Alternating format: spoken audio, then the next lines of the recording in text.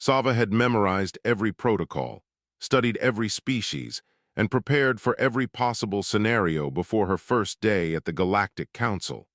What she had not prepared for was the silence that fell whenever someone mentioned humans. She was young for a Relian diplomat, her silver skin still smooth, and her forearms still quick with nervous energy. Her compound eyes took in everything as she walked through the massive assembly hall on Station Arcadia. Representatives from 47 spacefaring civilizations filled the chamber with a symphony of languages, colors, and forms. Her mentor Gradus walked beside her, his ancient body moving slowly but deliberately. He had served the Council for 3 centuries and had seen empires rise and fall. "Why is that section empty?" Sava asked, pointing toward an entire wing of ornate seats gathering dust. Gradus stopped walking. His expression changed in a way Sava had never seen before. "Those seats belong to humanity," he said quietly. "They rarely attend anymore." "Why not?" "Because they do not need to, and because their presence makes others uncomfortable." Sava wanted to ask more, but Gradus had already moved on. During the midday recess, Sava found herself surrounded by other young diplomats.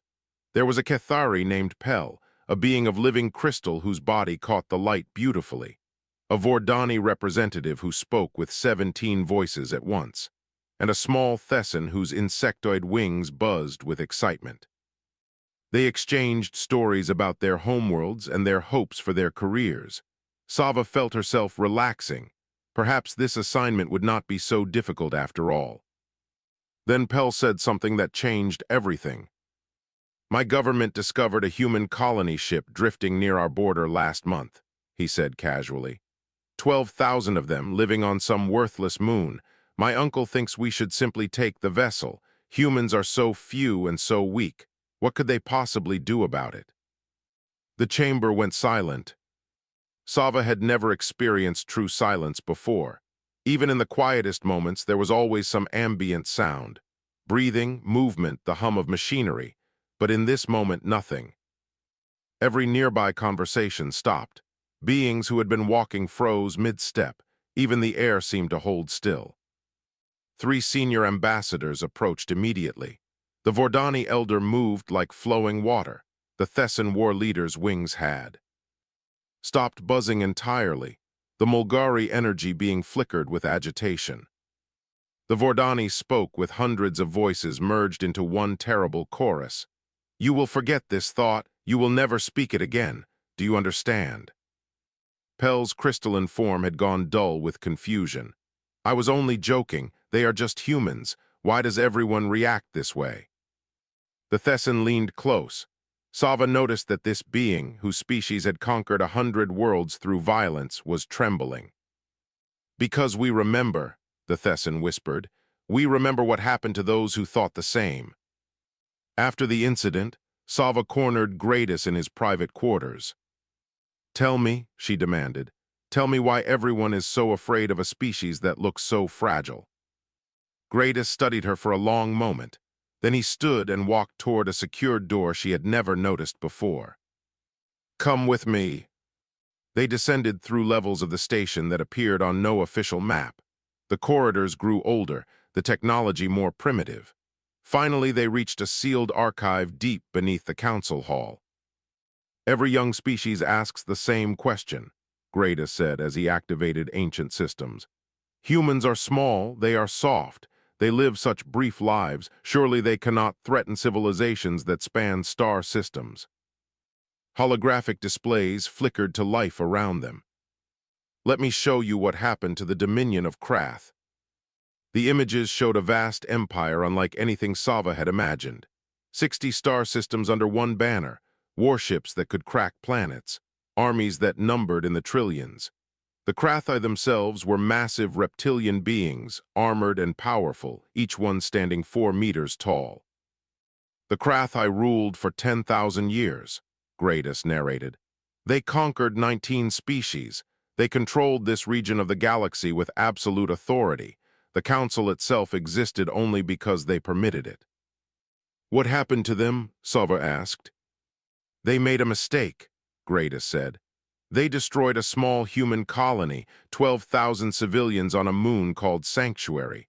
The provincial governor who ordered the attack called it pest removal. The hologram shifted to show the aftermath. Burned settlements, scattered debris, silence where there had once been life. And then, for 1 year nothing, the humans sent diplomatic protests. The Krathi laughed. Some officials noticed that human ships had stopped appearing in their space, but no one thought it important. Greatest paused. On the anniversary of Sanctuary's destruction, every major Krathi military installation across all 62 systems went dark simultaneously. Not destroyed, simply empty.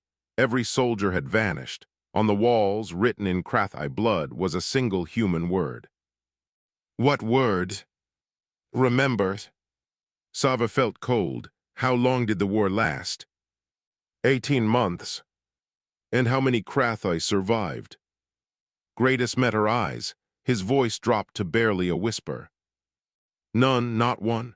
Not a single egg, not a genetic sample, not a historical record outside this archive. The humans erased them so completely that most species today have never heard the name Krathi. He gestured at the hologram of the once mighty empire. And this is what should terrify you most. The humans were not angry. They were methodical. They offered the Krathi every opportunity to surrender. The Krathi refused because they believed their power made them invincible. Greatest deactivated the display. Now a young Cathari diplomat jokes about attacking human colonies, and I must decide whether to let history teach another lesson or try once more to make the young understand. He looked at Sava with ancient, tired eyes.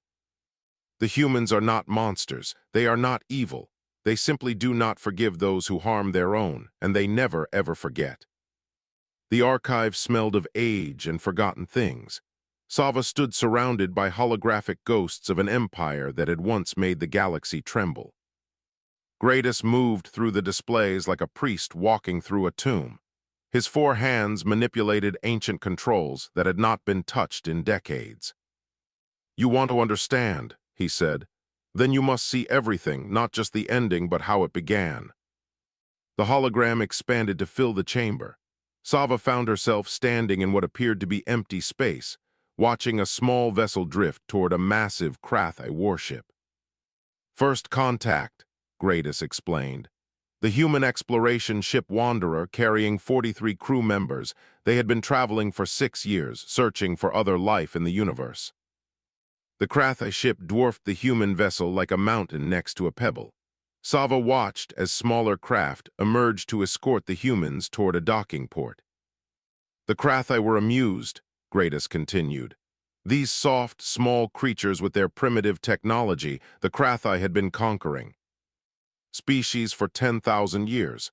They had never encountered anything they could not dominate. The scene shifted. Humans walking through Krathi corridors, their heads barely reaching the waists of their hosts. Krathi officials laughing among themselves at the weakness of these new arrivals. But the humans did something unexpected. They adapted. Within 1 generation, they had learned the Krathi language fluently. They understood Krathi culture, politics, and social structures. They established trade relationships and a small colony on a moon the Krathi considered worthless. The colony called Sanctuary, Sava said. Yes, 12,000 humans built a home there. For 30 years they lived in peace. They traded fairly, caused no problems, and asked for nothing but the right to exist. The hologram showed the colony. Simple buildings, green spaces, children playing in artificial sunlight. It looked peaceful, it looked vulnerable. Then came Provincial Governor Threll. A massive Krathi appeared in the display. Even among his own kind, he was large. His scales were dark red, his eyes cold and calculating. Threll decided the moon had strategic value. He ordered the humans to relocate. When they refused to abandon their homes, he grew impatient. The hologram shifted to an orbital view. Krathi warships moved into position above the small colony. 17 minutes, Greatest said quietly. That is how long it took to kill 12,000 people. Threll reported it as routine pest removal. He expected commendation. Sava watched the bombardment in silence. She had seen war before in historical records and training simulations, but this was not war. This was extermination. What happened next? Nothing for exactly one standard year, nothing at all. Gradus manipulated the controls. The display showed Krathi officials dismissing human diplomatic protests, Krathi media mocking human weakness, Krathi citizens going about their lives as if nothing had changed. Some intelligence officers noticed anomalies. Human ships had stopped entering Krathi space. Human merchants had closed their businesses. Human diplomats had gone home. But the Krathi High Command dismissed all concerns. What could such a weak species do against the greatest empire in the galaxy? The date marker on the hologram reached the one-year anniversary. On this day, at this exact moment, every major Krathi military installation across 62 star systems went dark. The display showed chaos, command centers losing contact with bases, admirals demanding information that no one could provide, ships sent to investigate finding stations intact but completely empty. 2 million Krathi soldiers simply vanished. No bodies, no signs of struggle, no explanation, just empty corridors and one word written everywhere. Remember, Sava whispered. The Krathi mobilized for war. They had 10,000 years of conquest behind them. They outnumbered humans 10,000 to 1. Their technology was vastly superior. They had never lost. Gradus paused the display.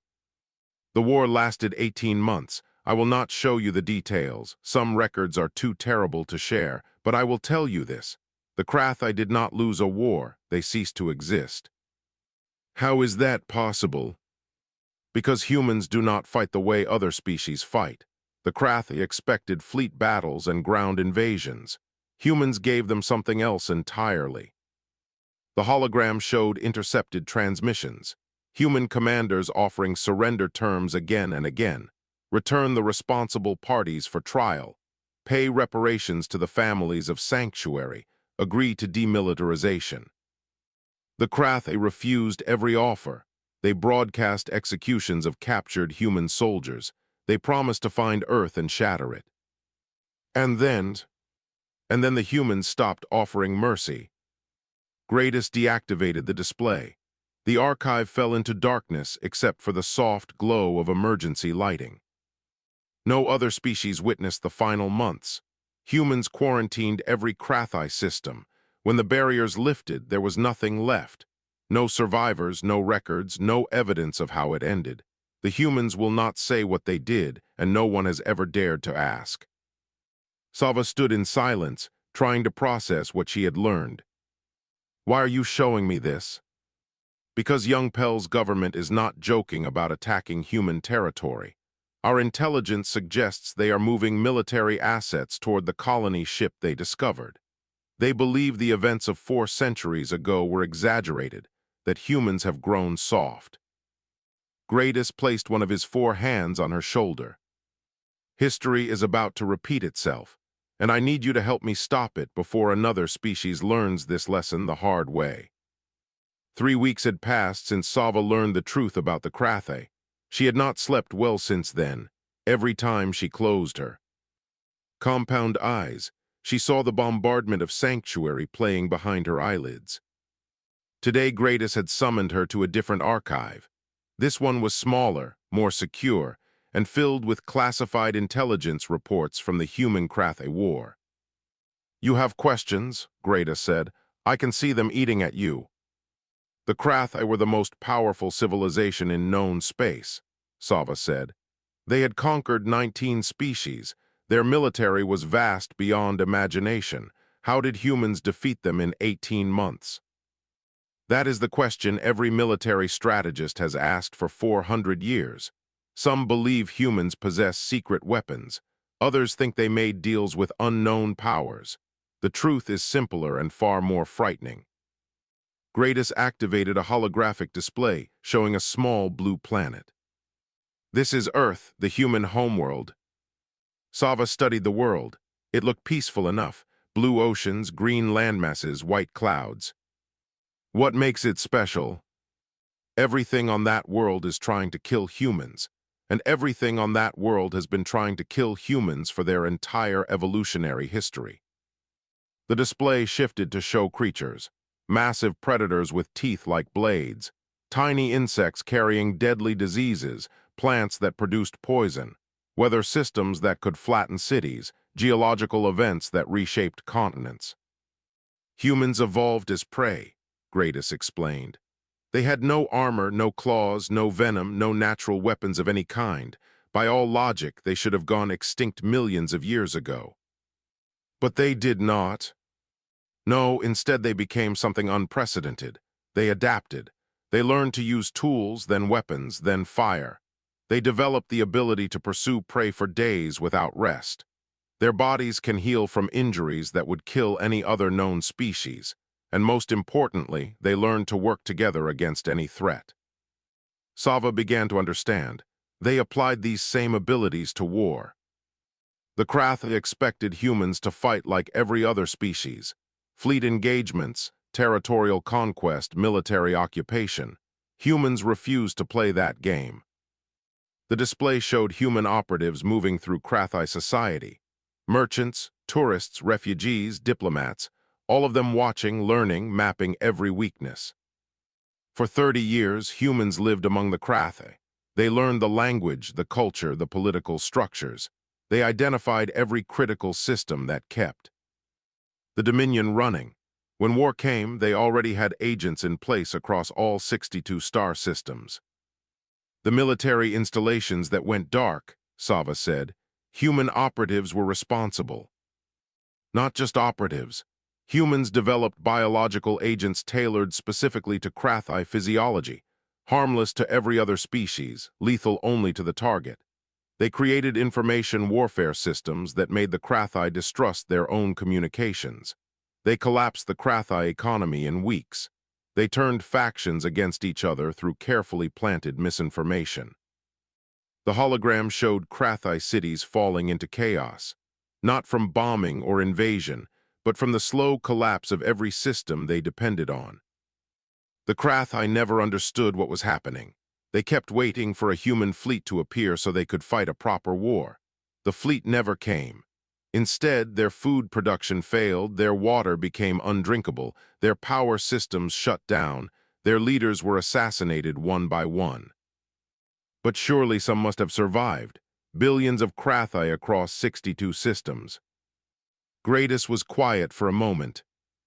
The humans offered surrender terms 17 times. Each time the Krathi refused. Each time the humans gave them another chance. After the Krathi broadcast executions of human prisoners, the offers stopped coming. He showed the final phase of the war. Krathi worlds cut off from each other, each one falling silent in turn. The last transmissions were pleas for help that no one could answer. The final Krathi homeworld held out for 3 months. Humans simply surrounded it and waited. Nothing went in, nothing came out. When the blockade lifted, there was nothing left. Sava felt sick. They starved them. We do not know. The humans have never explained what happened during those 3 months.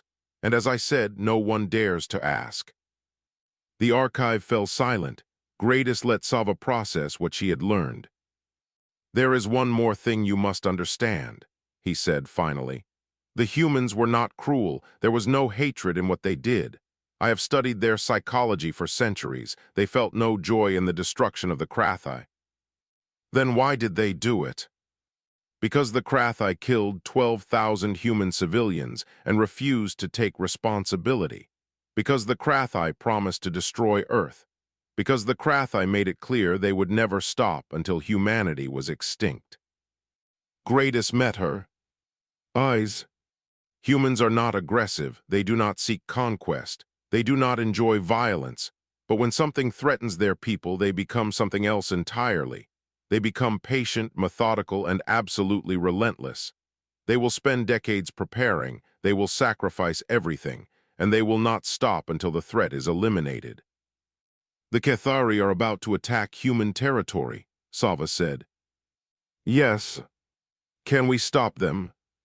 Greta shook his head slowly.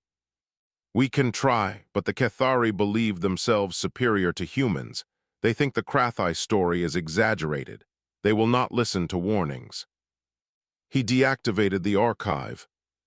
All we can do now is watch, and hope the humans still remember how to show mercy. The emergency signal had reached every corner of the station. Representatives rushed through corridors with expressions ranging from confusion to absolute terror. Sava ran alongside Gradus toward the council chamber. Around them, diplomats from dozens of species moved with the same desperate urgency. What happened? She asked. The Cathari attacked the human colony ship 3 days ago. 8,000 civilians dead. Sava felt her heart stop. They actually did it. They did more than that. They broadcast the attack across all channels. They wanted everyone to see. The council chamber was chaos when they arrived. Representatives screamed at the Cathari delegation. Some species had already begun withdrawing their ambassadors. The Vordani hive mind had sealed itself in a protective sphere, refusing to communicate with anyone. At the center of it all stood Ambassador Drell. The elder Cathari's crystalline form caught the light as he addressed the assembly with complete calm. The Galactic Council has no authority over Cathari internal security matters, he declared. The human vessel was in our territory without permission. We acted within our rights. You murdered 8,000 civilians, a Thessan representative shouted. We eliminated a potential threat. Humans are known to be dangerous. We acted preemptively. Gradus stepped forward. His old voice carried across the chamber. Ambassador Drell, I have served this council for 300 years. I was alive when the Kratha Dominion fell. I remember what humans are capable of. I am begging you to surrender those responsible for this attack immediately. Drell's laugh rang like breaking glass. The Kratha were weak. They grew complacent. Over 10,000 years, the Cathari Confederacy is young, strong, and prepared. We have studied human tactics. We know their tricks. They will not surprise us. You know nothing, Gradus said. You have read reports and believed yourself prepared, but you cannot prepare for what is coming. Enough of this fear-mongering. The Cathari fleet is the largest military force assembled in 3 centuries. Let the humans come. We will show the galaxy that they can be defeated. 1 week later, Sava traveled to a neutral station at the edge of human space. She carried a message from the council begging for restraint. The station was quiet. Most species had evacuated when news of the attack spread. Only a few traders and refugees remained, waiting to see what would happen next. A human woman met her at the docking port. She was middle-aged, with brown hair showing traces of gray and kind eyes that seemed somehow tired. I am Ada, she said in perfect Relian. I understand you carry a message. Sava handed over the data chip. Ada read it slowly, her expression never changing. The council asks for mercy, Ada said finally. They ask us to remember that most Cathari had nothing to do with this attack. Will you grant it? Ada looked at her for a long moment. We have already offered the Cathari 17 different paths to resolution. Reparations, tribunals, territorial concessions. We have asked only for the commanders who ordered the attack and compensation for the families who lost loved ones. And they refused. Their latest response was to execute more human prisoners and broadcast the footage. They seem to believe this will frighten us into submission. Sava thought of the Kratha, of the warnings written in blood, of the empty systems where an empire once stood. What will you do? Ada was quiet for a long moment. When she spoke, her voice was soft. We will give them one final chance. We always do. If they take it, everything stops. If they refuse, she paused. If they refuse, we will do what we have always done. Why? Sava asked. Why do you always offer mercy, even after they kill your people? Ada's expression shifted. Something ancient moved behind her eyes, something that had seen too much death and carried too many burdens. Because we have to live with ourselves afterward. We have to look at our children and explain what we did. Mercy is not for them, diplomat. Mercy is for us. It lets us say we tried everything else first. She handed Sava a new data chip.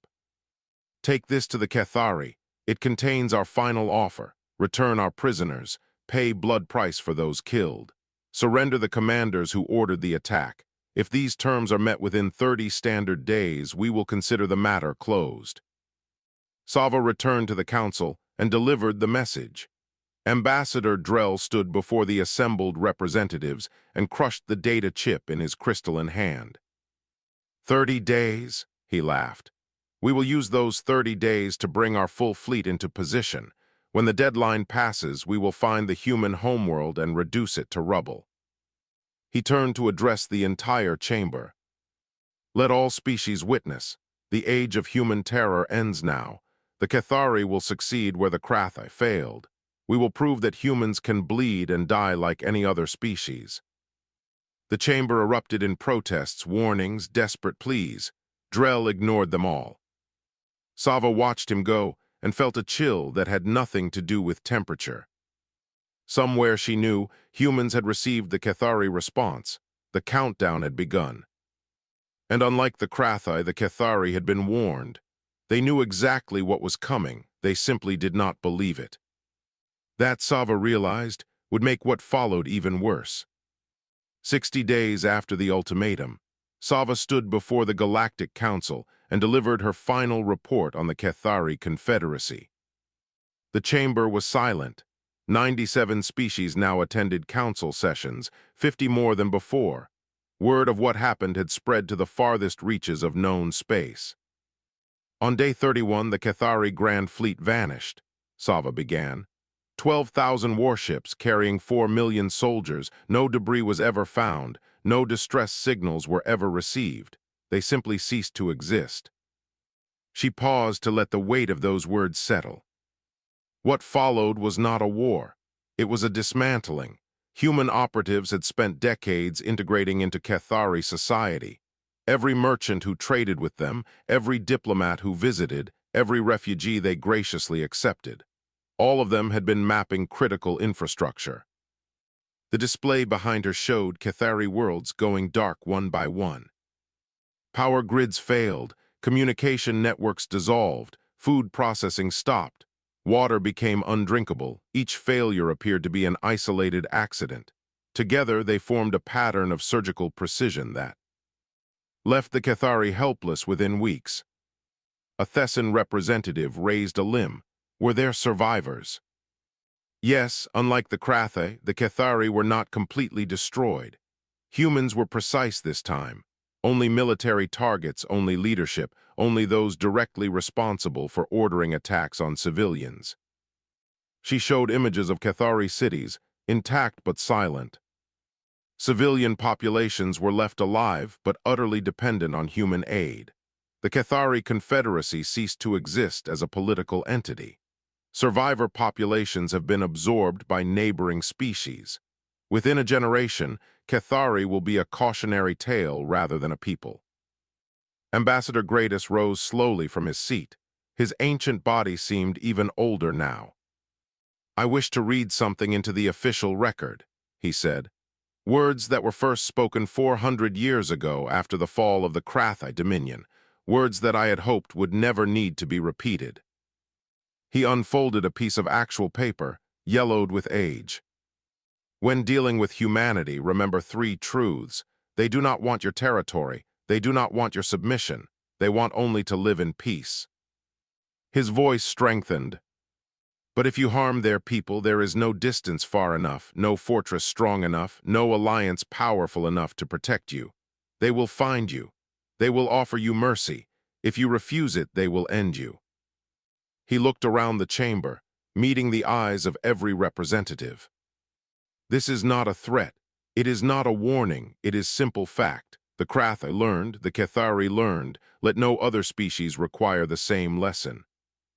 The council session ended in silence. There was nothing more to say. 3 months later, Sava received her new assignment. She would serve as the Relian ambassador to human space. She spent years among them, learning their customs, studying their history, trying to understand how such a gentle species could be capable of such terrible things. She met Ada again, now older, working in a memorial garden dedicated to the victims of Sanctuary and the Cathari attack. The woman tended flowers with the same careful attention she had once given to diplomacy. "You still do not understand us," Ada said one afternoon. "I can see it in your eyes." "I understand what you can do," Sava replied. "I do not understand how you live with it." Ada knelt beside a flowering plant and touched its petals gently. "We carry every name, every victim on both sides. We remember them all, not as numbers, but as people who lived and loved and died because someone made a terrible choice." She stood and looked at Sava with those same tired, kind eyes. "We are not proud of what we can do. We do not celebrate our victories. We mourn them. Every species we have destroyed represents a failure of diplomacy, of communication, of understanding. We offered the Krathi mercy. We offered the Cathari mercy. They refused, but we still wish they had not." Years later, Sava returned to the Galactic Council as a senior ambassador. She found herself in the same archive where Gradus had first shown her the truth about humanity. A young Relian diplomat stood before her, asking the same questions she had once asked. "Why do we fear humans? They seem so kind, so gentle. Surely the stories are exaggerated." Sava thought of Ada and her garden, of Gradus and his warnings, of empty seats in the council chamber where two species had once sat. "They are kind," she said. "They are generous. They forgive easily and laugh often. They will share their food, their medicine, their knowledge, their very homes with strangers." She met the young diplomat's eyes. "But do not mistake kindness for weakness. Do not confuse mercy for inability. Humans evolved on a world of predators. They have never forgotten how to become one." "What should I remember?" Sava placed her hand on the young one's shoulder, just as Gradus had once done for her. "Remember this: the most dangerous thing in the galaxy is not a warship or a weapon. It is a human with something to protect. They will offer you peace. They will offer you friendship. They will offer you mercy." She gestured toward the empty seats in the council chamber, visible through the archive's window. "Accept what they offer, because the alternative is ash." The young diplomat nodded solemnly and left to begin their career. Sava remained in the archive, surrounded by the ghosts of empires that had learned too late. Somewhere in human space, children were playing, families were gathering, and life was continuing in peace. And the galaxy had learned, once again, to let them be.